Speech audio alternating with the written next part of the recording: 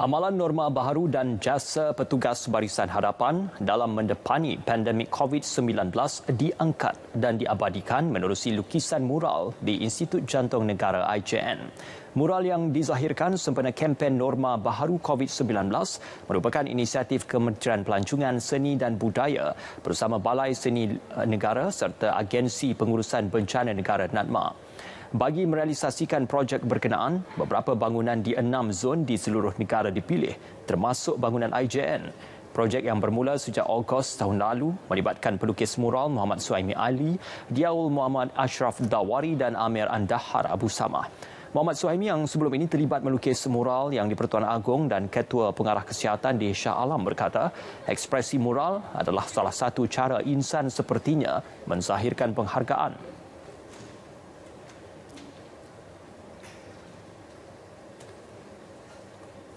Saya harap benda ni orang ramai boleh terima baik mural yang kami hasilkan, dan tak adalah untuk datang untuk conteng ke apa ke. Harap semua boleh bergambar lah untuk appreciate kita punya artis lokal tu. Okay, yang macam saya lukis yang nurse yang pegang jantung. Jantung tu ada bunga, dia macam jantung yang sihat lah.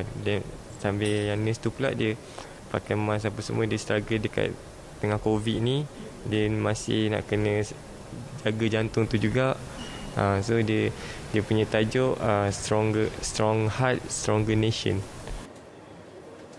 Selain di IJN, mural turut dilukis di dinding sebuah bangunan di Ipoh Perak bagi zon utara dan di Kota Baru Kelantan bagi zon Pantai Timur. Juga di Dewan Orang Ramai Putatan bagi zon Sabah dan di Sigma College Kuching bagi zon Sarawak. Sementara itu, menurut Kurator Kanan Balai Seni Negara Nurbaidah Ambak, lukisan mural yang bertemakan Barisan Hadapan tersebut bertujuan memberi kesedaran kepada masyarakat mengenai pandemik COVID-19. Masyarakat dan diharap dengan lukisan mural berkaitan COVID-19 dan juga kita highlight ataupun kita utamakan barisan hadapan. Jadi untuk sentiasa ada kesedaran kepada umum tentang betapa pentingnya penjagaan dan pemakaian mask, penjagaan kesihatan dan juga penjagaan jantung.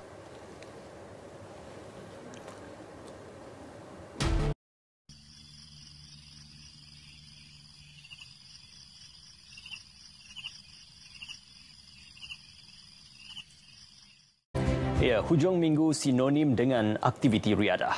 Jika sebelum ini orang ramai tidak dapat melakukan aktiviti itu susulan Perintah Kawalan Pergerakan yang dikuatkuasakan kali kedua, namun selepas kerajaan membenarkannya semula, warga kota tidak melepaskan peluang beriadah di Taman Awam seliaan DBKL atau Dewan Bandaraya Kuala Lumpur. Tinjauan berita RTM di Taman Botani Perdana hari ini mendapati mereka kekal mematuhi prosedur operasi standard sebagai langkah mengelak penularan COVID-19. Wartawan Zera Zamri ada perinciannya. Tinjauan saya dan kru berita RTM mendapati kebanyakan pengunjung tidak lupa mengimbas kod aplikasi MySejahtera dan memeriksa suhu badan di pintu masuk Taman Awam.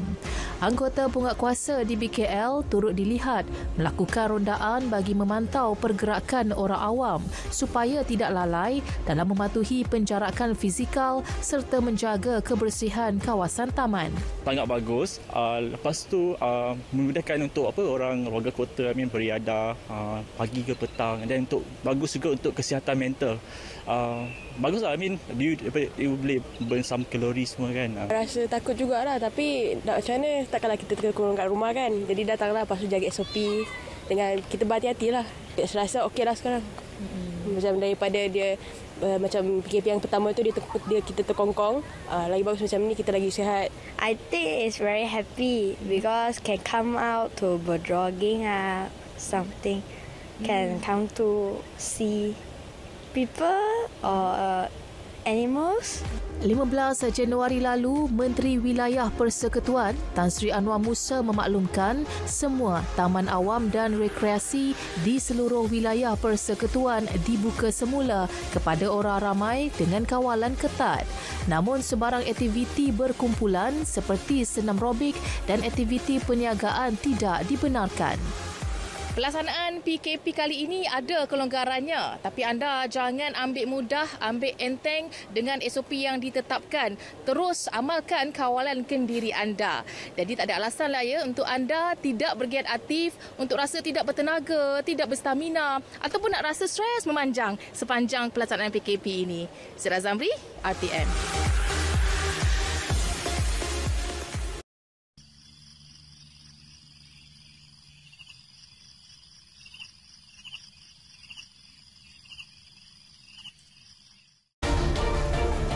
Ya, kita bersua kembali. Peningkatan jumlah kluster COVID-19 membabitkan tempat kerja dilihat semakin merisaukan berikutan banyak sektor ekonomi yang dibenarkan beroperasi ketika ini. Pertambahan kes positif di tempat kerja antara yang menjadi persoalan ramai sama ada majikan dan pekerja benar-benar mematuhi SOP yang telah ditetapkan. Wartawan Muhammad Ashraf Ishak sempat meninjau beberapa premis perniagaan yang beroperasi di sekitar ibu negara.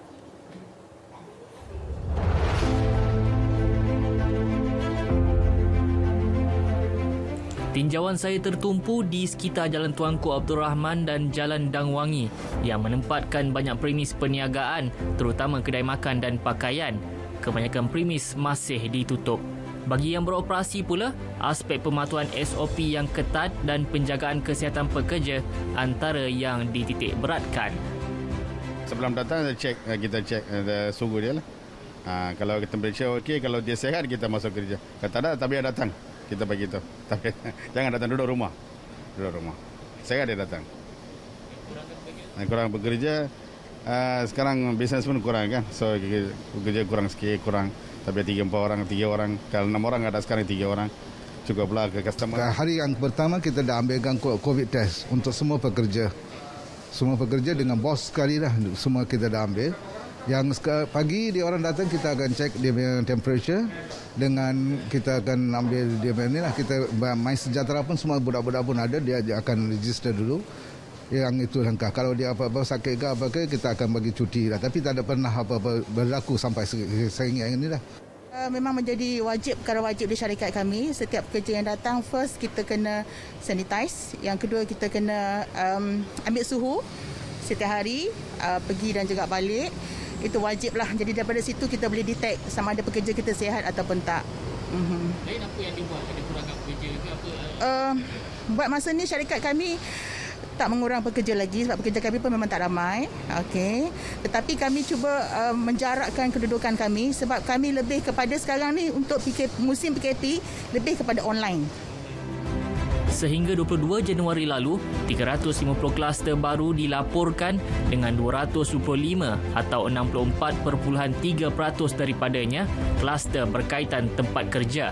Menurut Ketua Pengarah Kesihatan Tan Sri Dr. Nur Hisham Abdullah, 112,225 individu telah disaring dan 28,477 kes dikesan positif COVID-19 dalam kluster-kluster tersebut. Kluster berkaitan perkilangan pula mencatatkan bilangan tertinggi dengan 80 kluster, diikuti kluster berkaitan pembinaan sebanyak 53 kluster dan kluster berkaitan perkhidmatan sebanyak 31 kluster.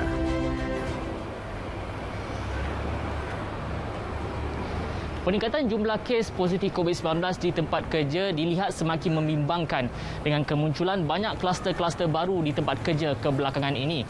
Dalam menangani perkara ini, pihak majikan dan pekerja perlu bersama-sama bertanggungjawab dengan mengamalkan SOP yang ditetapkan oleh kerajaan dan mengamalkan kawalan kendiri di kediaman masing-masing agar tidak mudah dijangkiti wabak ini. Muhammad Ashraf Ishak, Berita RTM.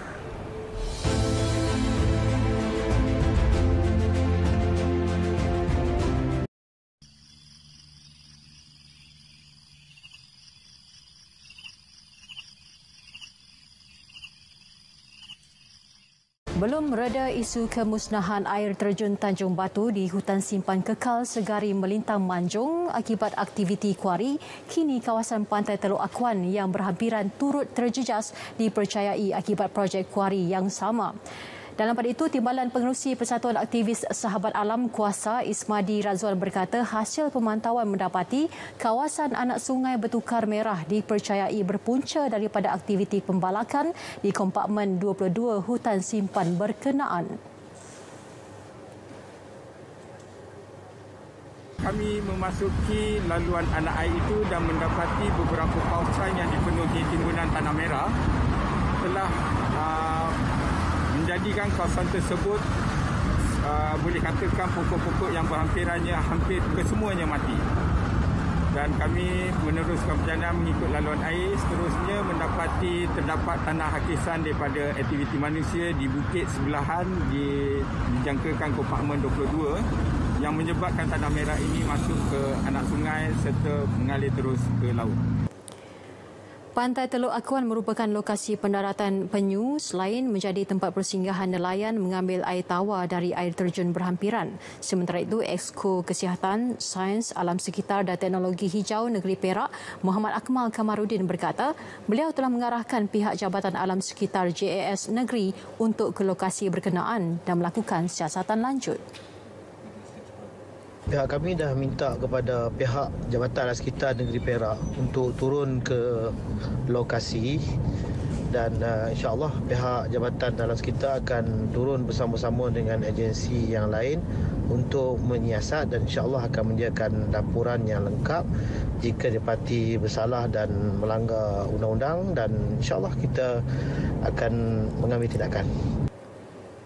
Minggu lalu, Kerajaan Perak mengarahkan Jabatan Perhutanan dan Jabatan Alam Sekitar JAS Negeri mengemukakan laporan berhubung aktiviti kuari memusnahkan air terjun Tanjung Batu dalam hutan simpan kekal Segari Melintang dekat Pantai Remis.